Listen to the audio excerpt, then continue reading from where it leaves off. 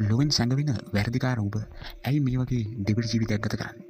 ඒකට ප්‍රධානම හේතුව වෙන්න පුළුවන් ඔයා ජීවත් වෙන විදිය සහ ඔයා ජීවත් වෙන්න ආස විදිය දෙකක් නිසා. ඒත් මෙතෙන්දී අපි තේරුම් ගන්න ඕන කාරණාව තමයි මේ අපි ජීවත් වෙන්න ආස කරන විදිය ඇත්තටම හරි විදියක්ද කියන එක. ඒකට හේතුව තමයි අපි හුඟක් වෙලාවට අපේ ජීවිත මැනගන්න පුරුදු වෙලා තියෙන්නේ අනිත් මිනිස්සුන්ගේ ජීවිතත් එක්ක. මෙන්න මේ හේතුව හින්දා අපි ඇත්තටම ජීවත් වෙන්න ඕන මොන වගේද කියන එක අපිට නොතේරී තියෙන්න පුළුවන්. මෙන්න මේ නොතේරුම්කම හින්දා අපේ ජීවිත වැරදි මාර්ගයේ අපි රහස්සේම ගෙනියනවා වෙන්න පුළුවන්. ඔයා දෙයක් මතක තියාගන්න ඕන. ඔයාට ඔයාගේ හිතට බයක් දැනෙනවා නම් අන්න ඒ දේවල් නොකර ඉඳීමයි හොඳ. ඒ කියන්නේ බොහෝ විට ඒක වැරදි මාර්ගයක් වෙන්න පුළුවන්.